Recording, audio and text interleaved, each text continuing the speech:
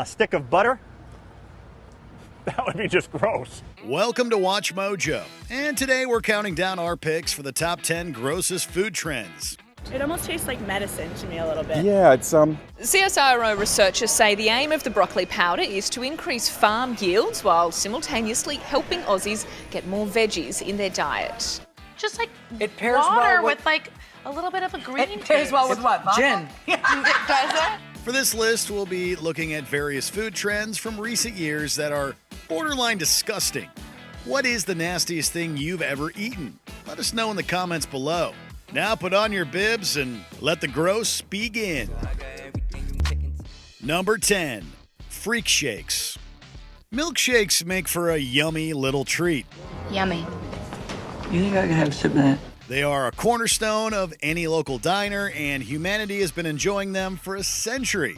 And then there are freak shakes. The hottest drink this summer, it's called the Freak Shake. The late 2010s saw a surge of so-called freak shakes on Instagram, which are essentially just milkshakes loaded with an obscene amount of treats. They make for fantastic pictures, and they look beautiful, but they would prove an absolute nightmare to eat or drink. We don't know. It's estimated that a typical freak shake contains around 95 grams of sugar, which is 3 times a human's daily value. Some even reach 156 grams, which is the equivalent of 16 glazed donuts. If nothing else, that would make for one insane sugar rush. What's it like, Bart? Bart?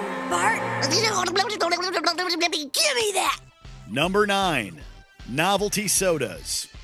What exactly is the point of novelty food items? no, it's spicy.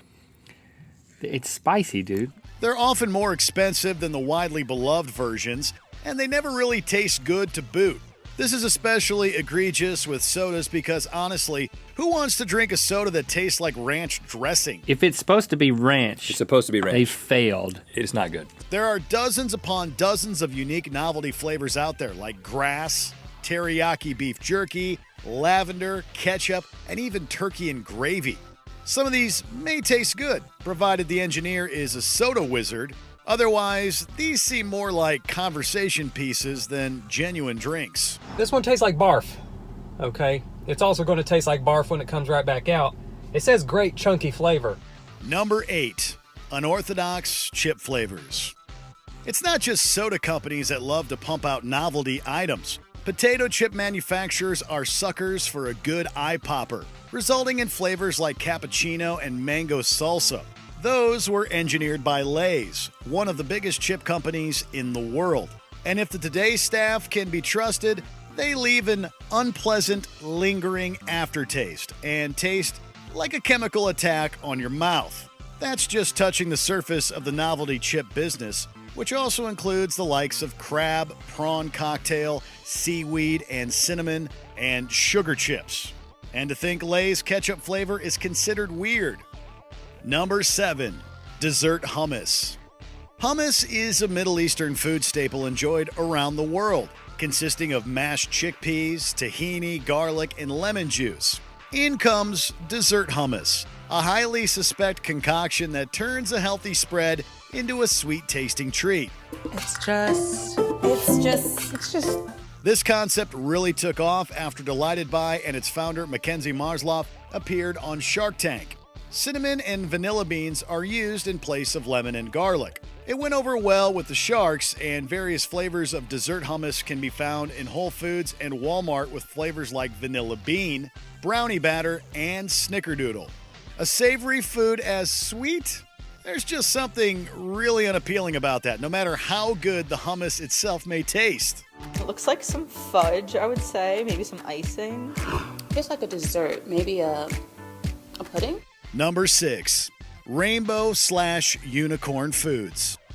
The late 2010s saw a bizarre food trend as people the world over were covering their food with pastel colors to make it look better for Instagram or something. There wasn't really a point to it, and it only made the food itself look unappetizing. Things reached a head in April of 2017 when Starbucks introduced the Unicorn Frappuccino, which was made with a combination of pink powder, sour blue powder, and blue drizzle. It gave the drink a distinctive purple appearance, and the frap was largely criticized for containing an abundance of sugar, about 3 times as much as the average woman needs in a day, and 2 times as much for the average man. It almost tastes like medicine to me a little bit. Yeah, it's Like Pepto-Bismol. Number 5. Broccoli coffee. Back in 2018, Common Folk Cafe in Melbourne, Australia began serving a broccoli latte, or more cutely, the Broccolatte. and we figured, well, it's Melbourne, so what better to do than to turn it into a latte? It was created by the Commonwealth Scientific and Industrial Research Organization and Hort Innovation as a means to get Australians to eat their veggies. Scientists have taken leftover crops, dried them out, transformed them into powder form, keeping the nutrients intact. It's made from a high-fiber broccoli powder, essentially just broccoli that has been dried and ground up into a dust, that is then stirred into the drink. We don't care how healthy it is. We're not drinking broccoli coffee. The organization admits that the drink has received mixed reviews since its introduction. They are probably putting it nicely. I really don't think that you are still getting the same amount of fiber, antioxidants, and good benefits of broccoli. Number 4. Charcoal food. Charcoal can do it all. These little chunks of carbon are used in a variety of fashions: cooking and heating, pyrotechnics, art, animal husbandry, and even hygiene. Oh, and also food stuff. 2017 saw another bizarre food trend, and that was infusing food and drink with activated charcoal. Instagram was filled with pure black pizzas, cocktails, and ice cream. Why? No one really knows.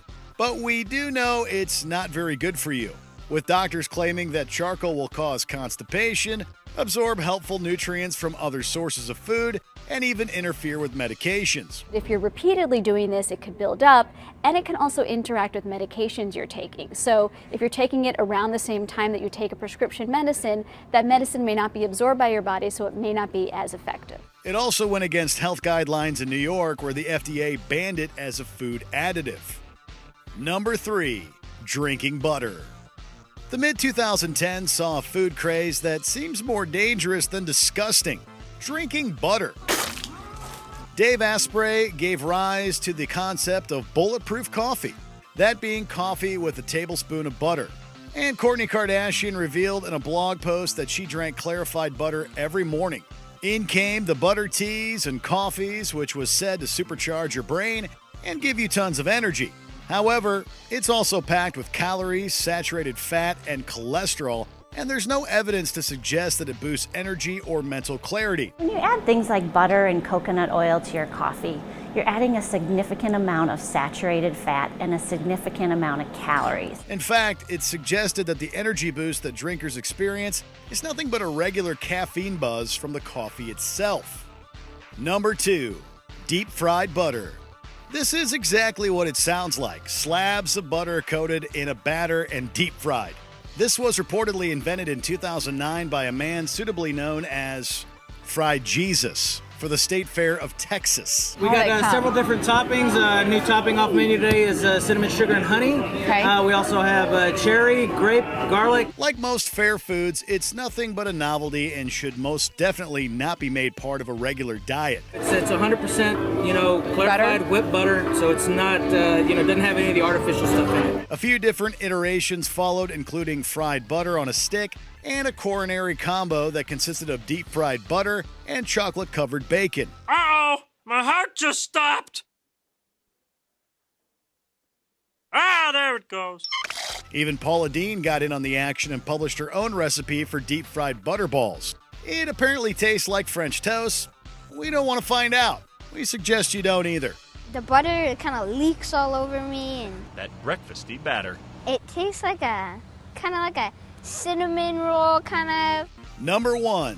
Poop-themed foods and restaurants. It's really, really strange. Oh! Let's get one thing clear. These foods aren't actually made from poop. If you feel the need to vomit up there, just swallow it. That would violate an insane amount of health regulations and probably would land the proprietor in prison. But some restaurants are poop-themed, and we don't know how to feel about it. Toronto hosts the Poop Cafe Dessert Bar, which is decorated with toilet chairs, poop decor, and poop-based facts plastered on the wall. Patrons eat out of toilet bowl-shaped dishes, and the restaurant serves desserts in the shape of, well, you know. Similar cafes can also be found in Seoul, Taiwan, and Los Angeles, with the Magic Restroom Cafe looking like a giant communal washroom. And judging by the Google reviews, it's not a very good place to eat. Do you agree with our picks? Let us know in the comments. Looking in the mirror, I don't recognize the beard, I don't recognize the kid. I seem to grow up super weird, watching anime and playing Sonic 80 best.